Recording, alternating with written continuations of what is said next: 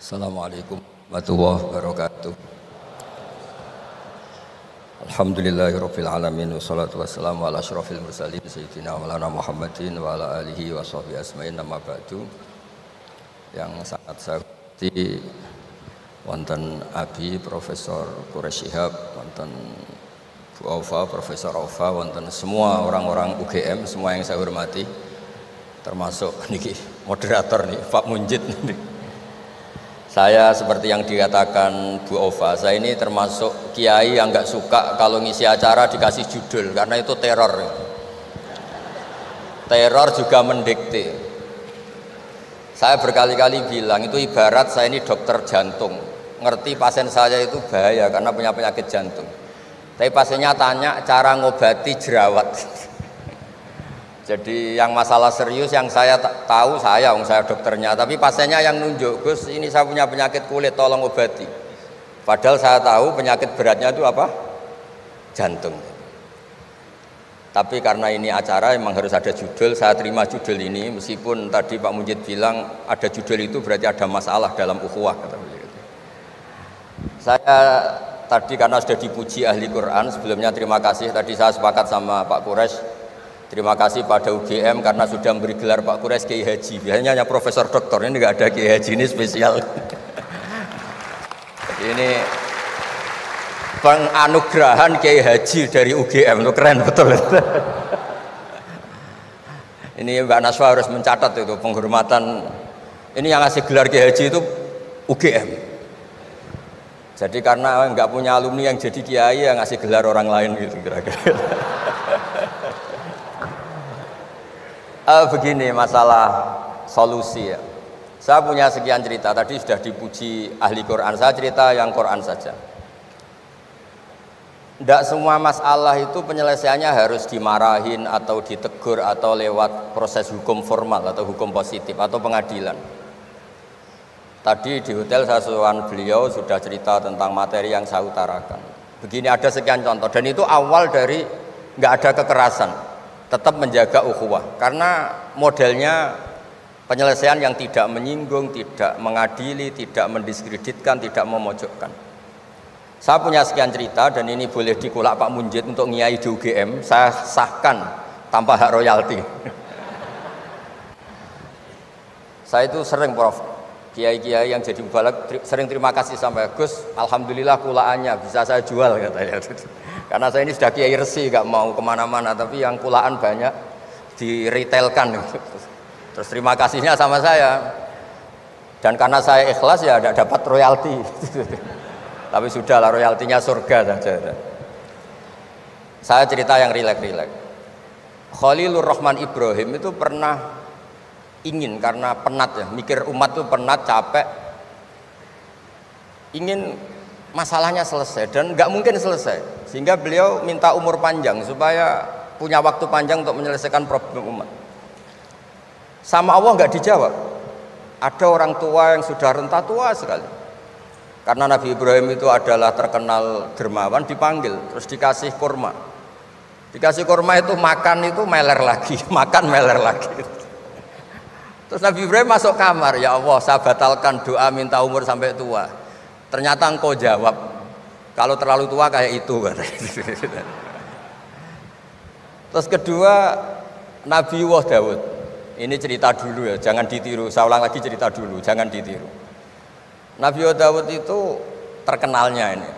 Itu punya istri itu 99. Ini cerita dulu. Kalau sekarang maksimal 4 itu saja kalau berani. Kata orang Madura itu kalau ingin punya istri 2, 4 itu 1 tambah 1 sama dengan 0 Gus, karena semuanya lari. Tapi ketika melihat satu perempuan yang cantik itu beliau ingin sekali. Ketika penasihatnya bilang engkau sudah punya 99, tapi tidak ada yang kayak itu. Saya masih ingat sama Profesor Zaini ketika nerjemah inna hadza akhi lahu tisuna najah itu. Saya tanya sama Prof Zaini, abahnya Bu Ovain, Pak Zaini kenapa masih ingin yang satu lagi padahal sudah punya 99? Kata Nabi Daud, tidak ada yang kayak itu. Terus saya guyon sama beliau, berani berargumentasi ini depan Bu Latifah ya? Jangan, ini kata Nabi Daud, tidak kata saya. Singkat cerita terus Allah ternyata nggak negur Nabi Daud dengan apalagi mempermalukan, negur depan umum atau di medsos atau yang mempermalukan. Allah bikin drama, yaitu ngutus 2 malaikat. Nabi Daud pas itu raja. 2 malaikat datang tergopoh-gopoh menunjukkan kalau sedang ada masalah yang serius, yang krusial. Nabi Daud sampai kaget, fafazi aminhum, kaget betul Nabi Daud. Tahu-tahu ada orang di depannya terus tanya, kenapa kamu tergopoh-gopoh? Saya ini punya masalah berat ya Nabi Allah Daud. Apa masalah kamu? Ini saudara saya sudah punya kambing 99.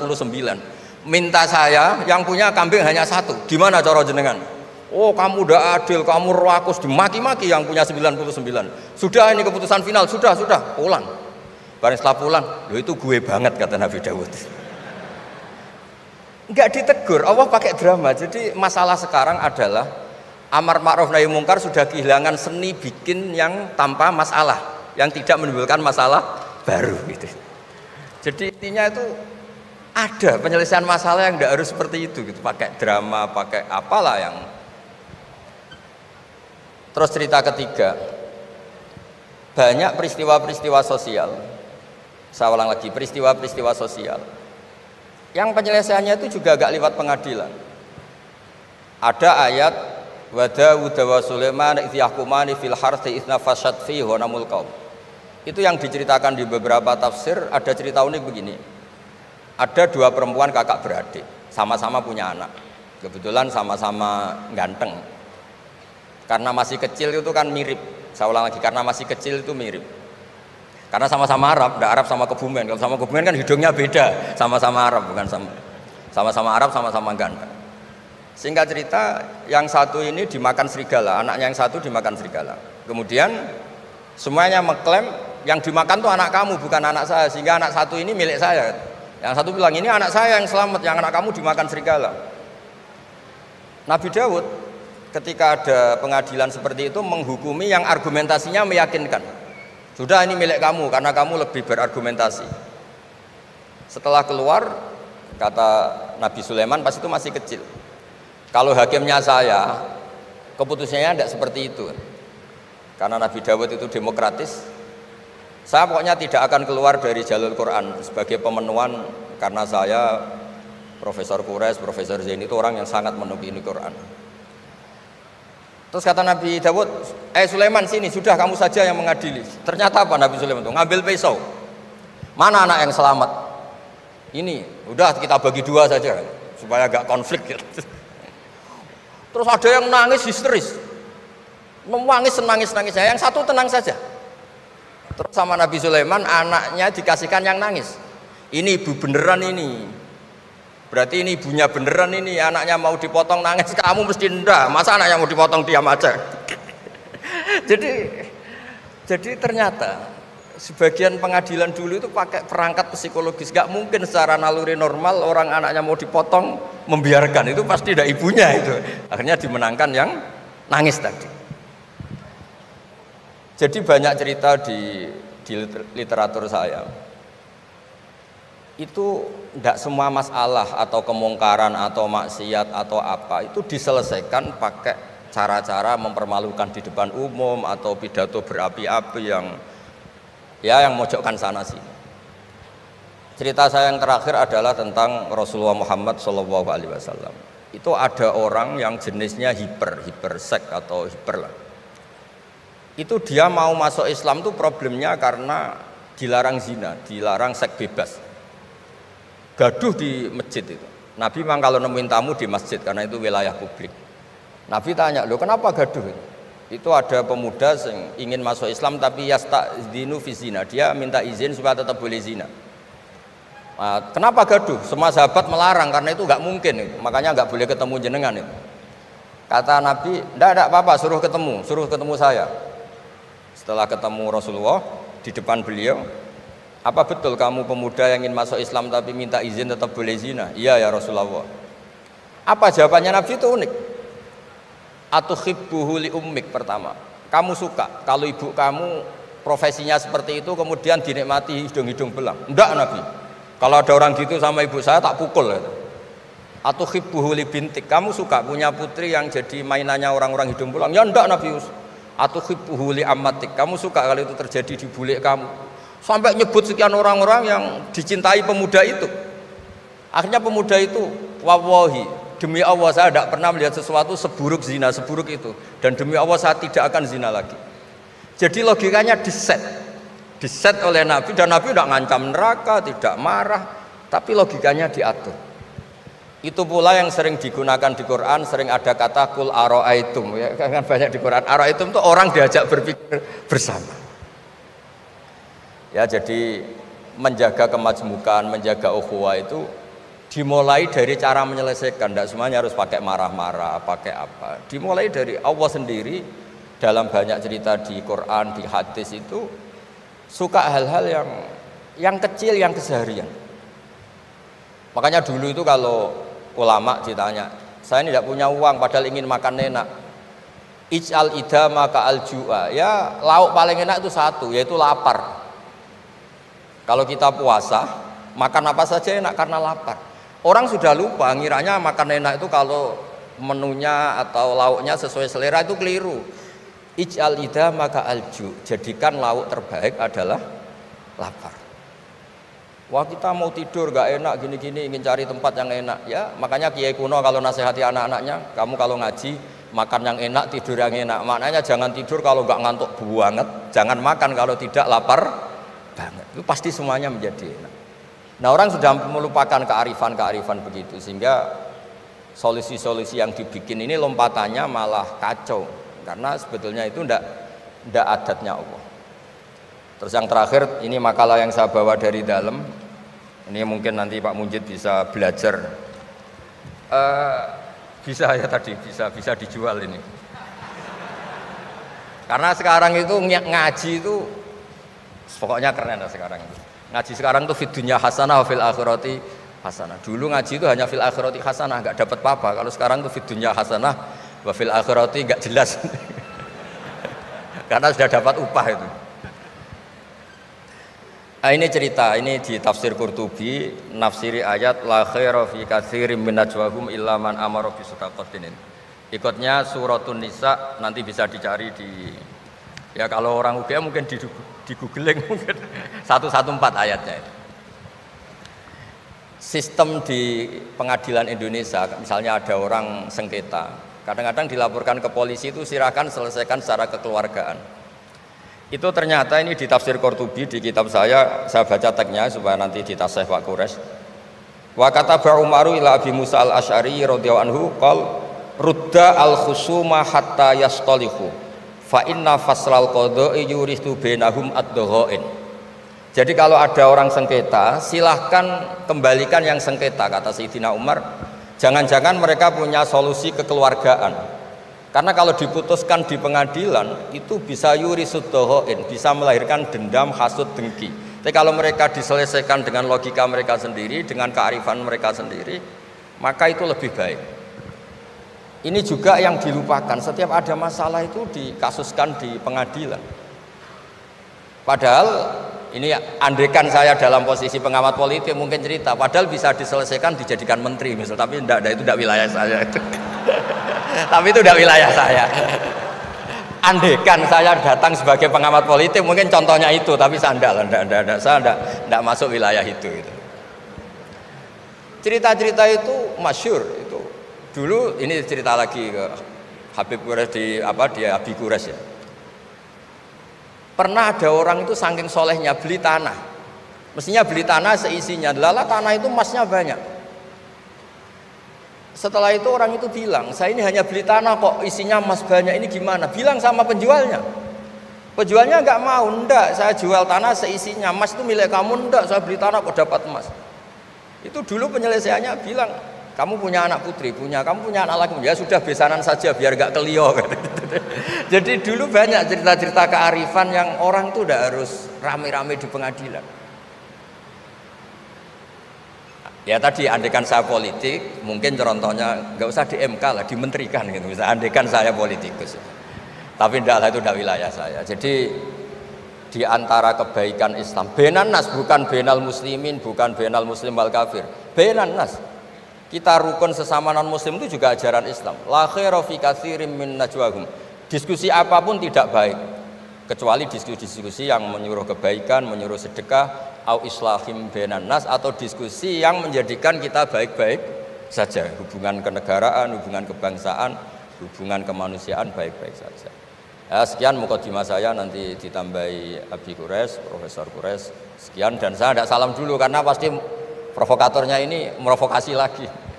Jadi kalau moderator itu kan bikin sesuatu indah. Ini jadi tidak indah. Masa orang sesantun saya dibilang harimau, itu kan kacau itu. Itu nggak benar itu. Karena kalau di Indonesia, oh ini negara nggak benar, kayak hukum rimba, yang kuat menang. Yang kuat itu kan harimau, wah, jadi masalah kan. Tapi saya maafkan karena di dunia kiai ini masih mu'alaf latihan kiai. Saya alhamdulillah orang-orang UGM memang sering ketemu saya dulu zaman Pak Panut. Ini ke rumah saya ganggu ya berkali-kali. Jadi ya enggak apa-apa, silahkan salah karena Allah Maha Pemaaf gitu. Monggo. Pakai ini Bapak kesan. Terima kasih banyak Gus Baha. Alhamdulillah ya. Salah satu di antara kelebihan Gus Baha, ini salah satu aja. Banyak sekali kelebihan, tapi salah satunya adalah beliau selalu bisa membawa agama menjadi lebih mudah difahami, menjadi lebih konkret dengan kita, dan menjadi lebih relevan dengan kehidupan kita. Beliau kalau menafsir selalu punya catatan-catatan. Kalau bagi banyak orang ini baik atau bahkan mutlak baik, beliau selalu ada kecualinya. Berhubungan dengan orang kaya baik, tapi ada catatannya. Berhubungan dengan orang yang miskin misalnya, oleh banyak orang dianggap tidak baik, tapi beliau bisa menunjukkan kelebihannya. Berhubungan dengan orang yang punya jabatan tinggi, beliau ada catatannya. Berhubungan dengan orang yang tidak punya jabatan, beliau ada catatannya. Sehingga ketika kita mempraktikkan agama itu selalu ada ruang-ruang untuk menafsir, untuk berpikir, dan tidak begitu saja mengikuti tafsir yang hitam putih. Ini salah satu di antara kelebihan Gus Baha dalam semua apa yang beliau sampaikan. Nah, nanti silahkan Bapak Ibu teman-teman sekalian mempersiapkan pertanyaan yang terbaik. Sebelum itu kita akan minta kepada Profesor Kures Shihab untuk juga menyampaikan paparannya. Dan sebagai informasi Pak Kures, ini yang hadir pada hari ini bukan cuma mahasiswa yang muslim saja. Jadi beberapa mahasiswa yang non muslim pun ikut hadir, ikut mendengarkan Pak Kures dan Gus Baha. Ini kesempatan yang sangat istimewa. Silahkan Prof. Kures Shihab untuk menyampaikan. Bismillahirrahmanirrahim. Alhamdulillah. Wassalatu wassalamu ala Rasulillah wa ala alihi wa ashabihi wa man wala. Ibu Rektor yang saya hormati, saudara moderator, Pak Gus Baha, hadirin sekalian, Assalamualaikum warahmatullahi wabarakatuh.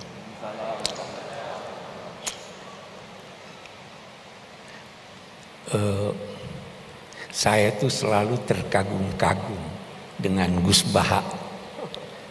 Dapat saja dia kisah dari Al-Quran untuk dia jadikan sebagai nasihat buat kita semuanya. Jadi saya ingin memulai dengan mensyarah itu. Dua orang berselisih, satu kaya raya, satu miskin. Dia datang ke Nabi Daud. Kita perhatikan ucapannya. Inna hadza akhi lahu tis'un wa tis'una na'jah. Dia berselisih, tapi dia berkata, saudaraku ini. Lihat, kendati berselisih, dia masih berkata, saudaraku ini mempunyai 99 ekor kambing. Saya punya cuma 1. Dia mau yang 1 itu juga dia ambil. Kita lihat lebih jauh. Nabi Daud begitu mendengar, dia lantas memberi putusan. Qad zalamaka bisu'ali na'jatik. Dia telah menganiaya kamu dengan menuntut dia punya yang 1 itu. Kita lihat, benar enggak Nabi Daud ini? Tidak. Dia sadar bahwa dia telah memberi putusan sebelum mendengar dari pemilik 99. Apa maknanya? Jangan cepat-cepat beri putusan. Dengar dari seluruh pihak, baru beri putusan. Yang saya ingin katakan, kalau kita merujuk baik kepada kitab suci maupun kepada kearifan lokal, semua problema kita dapat terselesaikan dengan syarat kita menganggap yang tidak sependapat dengan kita adalah saudara kita, dan ya kan, dan berusaha mencari solusinya dari tuntunan Tuhan dan kearifan lokal kita. Dan itu sangat banyak. Ini saya kira satu yang saya ingin menjadi mukaddimah dari apapun namanya, untuk kita menghadapi ini, merawat ukhuwah.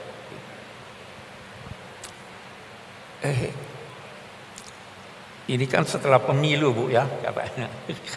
Saya terkesan begitu. Saya ingin berkata demikian lagi. Ada satu kearifan yang dikemukakan oleh kitab suci yang mungkin juga kita semua perlu sadari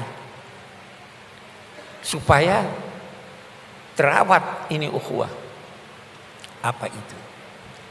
Nabi Muhammad sallallahu alaihi wasallam diperintahkan Allah untuk menyampaikan, untuk berucap dan menyampaikan, Qulillahumma malikal mulk tu'til mulka man tasha wa tanzi'ul mulka mimman tasha wa tu'izzu man tasha wa tudhillu man tasha biyadikal khair innaka ala kulli syai'in qadir tulijul laila fin nahar wa tulijun nahara fil lail wa tukhrijul hayya minal mayyit, dan seterusnya. Sampaikan, Allah pemilik kekuasaan. Dia yang memberi kekuasaan kepada siapa yang dia kehendaki. Dan dia mencabut, dia katakan mencabut. Kenapa dia katakan mencabut? Karena yang kuasa biasa tidak mau, kecuali dicabut. Mencabut kekuasaan dari apa yang dia kehendaki. Dia yang memuliakan, dia yang menghinakan. Tetapi ingat, di dalam genggaman Tuhan kebajikan itu, apa maknanya? Ikuti tuntunannya, pada akhirnya kamu mendapat kebajikan. Baru dia lanjutkan, sampaikan juga, wahai Tuhan, Engkau memasukkan malam di dalam siang, memasukkan siang juga di dalam malam. Engkau menghidupkan, mengeluarkan yang hidup dari yang mati, dan mengeluarkan yang mati dari yang hidup. Apa maknanya ini? Kata sementara pakar, inilah isyarat tentang teori dialektika.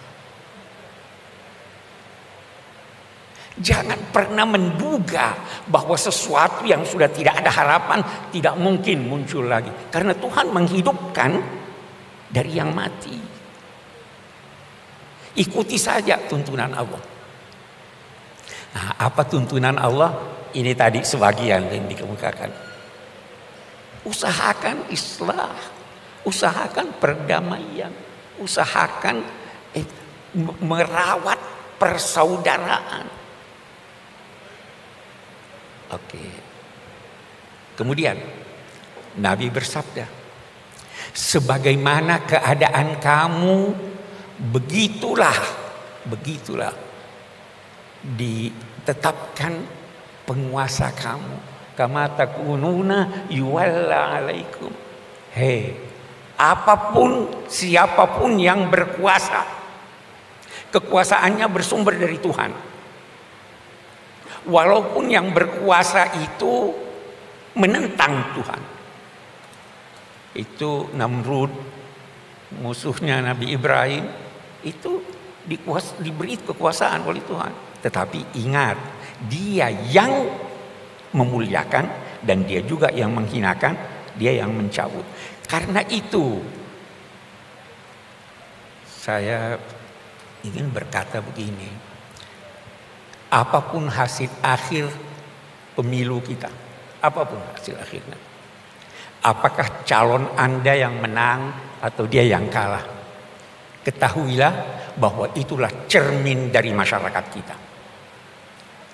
Sebagaimana keadaan kamu, kalau Anda baik, maka itulah cermin kebaikan. Tapi kalau Anda anggap buruk, itulah cermin masyarakat kita. Kalau itu cermin masyarakat kita, maka terimalah dengan legowo, tetapi usahakan untuk memperbaiki. Jangan sampai ukhuwah ini, karena ini modal kita nih, ukhuwah ini modal kita. Nah, yakinlah bahwa di tangan Tuhan kebajikan itu. Yakinlah. Nah, satu hal lagi. Kalau Anda tidak berhasil, Tuhan yang akan menetapkan buat Anda bantuannya. Yakin itu. Itu ada di Al-Quran, itu dikatakan begini. Wa in kadu la yastafizzunaka liyukhrijuka minal ard idzan la yalbasuna illa qalil. Mereka itu hampir saja menjadikan engkau gelisah. Masyarakatmu gelisah dalam ketakutan. Kalau itu terjadi, yakinlah rezimnya pasti runtuh. Itu hukum kemasyarakatan. Jadi kembali pada tuntunan agama. Apapun hasilnya, kita terima sambil berusaha untuk memperbaiki. Sambil menjaga ukhuwah ini. Karena inilah modal kita. Kita tidak ingin ada dari luar. Mari kita selesaikan persoalan kita di dalam. Itu saya kira itu yang pertama. Nah, sekarang saya ingin berbicara sedikit tentang apa sih ukhuwah itu. Apa itu ukhuwah? Ukhuwah itu dari segi bahasa berarti persamaan. Kita semua sama. Apapun persamaan antara sesuatu dengan sesuatu yang lain, maka itu saudaranya. Semakin banyak persamaan, semakin kukuh persaudaraan. Saudara itu dari bahasa Sanskerta. Saudara atau saudara, katanya artinya serahim, sama rahimnya. Kita serahim. Nah, kemudian berkembang maknanya sebagaimana perkembangan bahasa. Jadi ada persamaan. Saya memperoleh kesan bahwa saudara itu adalah yang seudara dengan Anda. Saudara. Binatang itu saudara kita, sama-sama kita. Wa ma min ta'irin yatiru bi janahihi illa umamun amsalukum. Tidak ada suatu burung yang terbang dengan kedua sayapnya di udara kecuali sama-sama kamu. Itu saudara kita. Setan itu orang yang boros itu saudaranya setan. Innal mubadzirina kanu ikhwana syayatin. Jadi siapapun yang seudara dengan Anda adalah saudara Anda. saudara kita. Binatang saudara kita, tumbuhan saudara kita karena dia saudara. Bahkan dalam ajaran Al-Quran, batu pun bisa menjadi saudara kita. Gunung itu mencintai kita. Uhudun yuhibbuna. Dia juga dalam 2 tanda petik hidup. Hidup. Semua saudara kita. Apalagi kemudian karena itu bertingkat-tingkat dan bermacam-macam persaudaraan itu. Salah satu di antaranya adalah saudara sebangsa. Kita sama-sama. Apa itu bangsa? Beda-beda definisi para pakar tentang bangsa. Tetapi yang jelas dengan bangsa, lahir bangsa dari adanya persamaan. Sama dengan saudara. Boleh jadi persamaan sejarah, persamaan budaya, persamaan cita-cita. Kita sebagai bangsa banyak sekali persamaan kita. Bahasa lebih penting bahasa pikiran daripada bahasa lisan. Harus menyatu kita. Karena itu dalam konteks persaudaraan sebangsa kita harus mencari titik temu. Tanpa titik temu kita tidak bisa mewujudkan persaudaraan sebangsa. Saya teringat Sayyidina Ali pernah berkata begini,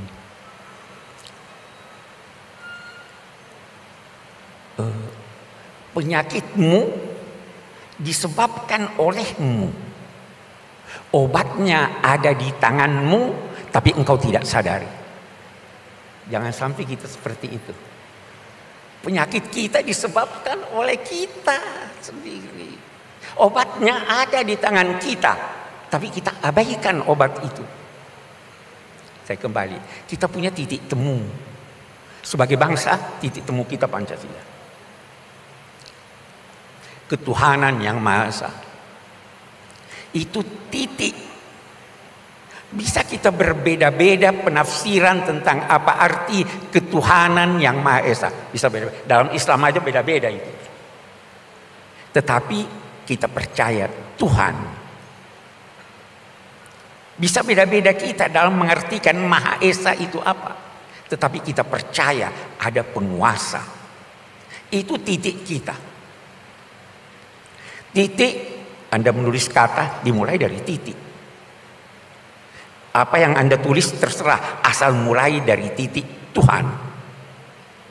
Kalau tidak mulai dari Tuhan, no. Itu kesepakatan kita. Anda mengakhiri kalimat dengan titik. Jangan pakai koma. Kalau begitu, Tuhan adalah pangkalan tempat bertolak dan pelabuhan tempat bersau. Kita berbeda, mari kita kembali kepada tuntunan Tuhan. Itu kesepakatan. Yang tidak mengakui ini di luar bangsa Indonesia. Kemudian ada kemanusiaan. Kesepakatan. Kemanusiaan itu mendahului keberagamaan. Mendahului keberagamaan. Anda mau pergi sholat Jumat, di tengah jalan ada orang yang ketabrak yang perlu ditolong. Apa Anda pergi sholat Jumat? Atau tolong ini? Anda mau sholat, mau berwudu, ada air. Kalau Anda pakai, ada yang mau minum yang kehausan. Jangankan manusia, anjing kehausan mau minum. Anda kasih dia minum atau gunakan untuk berwudu. Kemanusiaan itu tidak hanya tertuju pada manusia, tertuju kepada seluruh makhluk Tuhan. Kita ada kerakyatan, ya kan? Persatuan dulu, kerakyatan. Saya itu merenung-renung tentang apa yang dirumuskan dan menjadi kesepakatan kita tentang kerakyatan yang dipimpin oleh hikmah kebijaksanaan dalam permusyawaratan perwakilan. Luar biasa, luar biasa. Tahu apa arti rakyat? Rakyat itu dari kata riayah, ra'in. Pengembala itu dinamai ra'i, yang memelihara, memberi makan, melindungi. Rakyat itu harus dipelihara, dilindungi, dijaga. Itu kerakyatan. Dipimpin hikmah. Tahu apa itu hikmah? Hikmah itu terambil dari akar kata yang berarti kendali. Hikmah itu sinonim dengan siasat. Siasat itu terambil dari kata ya susu sais. Dalam bahasa Indonesia ada sais. Delman, pengemudi. Yang bersiasat harus menjadi seperti pengemudi. Apa syaratnya? Dia harus kenal fungsi-fungsi dari kendaraan yang dia akan gunakan. Dia harus tahu ini rem, ini apa namanya dan sebagainya, ini mesin. Kalau dia tidak tahu, tidak boleh dong mengemudi. Ada lagi, bukan cuma tahu, punya pengalaman dalam hal itu. Anak kecil, anak saya tahu itu, ini rem, ini klakson, ini. Tapi dia tidak tahu menggunakannya, tidak boleh mengemudi. Ada lagi? Ada. Dia harus tahu jalan, dia harus tahu arah. Kalau dia tidak tahu arah, kemana kita mau pergi?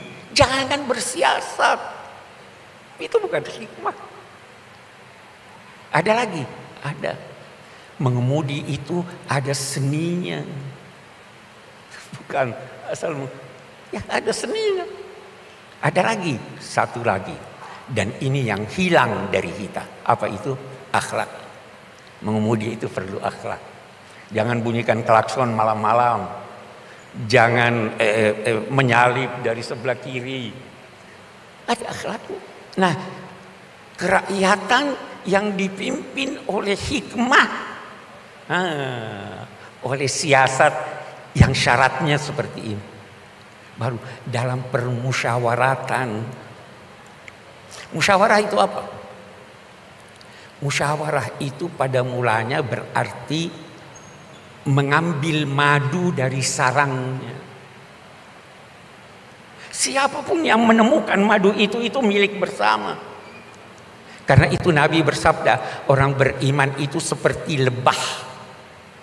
Bagaimana lebah? Dia selalu berada di tempat yang bersih. Kalau dia hinggap di dahan, dia tidak merusak. Ya, lebah begitu. Kalau dia menemukan kuntum bunga, dia tidak ambil sendiri. Dia menari-nari panggil yang lain, mari bersama-sama mengambil. Dia tidak mengganggu yang tidak diganggunya. Tetapi kalau dia menyengat, sengatannya obat. Itulah musyawarah. Saya ingin kembali berkata bahwa sebenarnya problema kita, kalau kita punya problem, boleh jadi kita tidak tahu penyakit kita apa.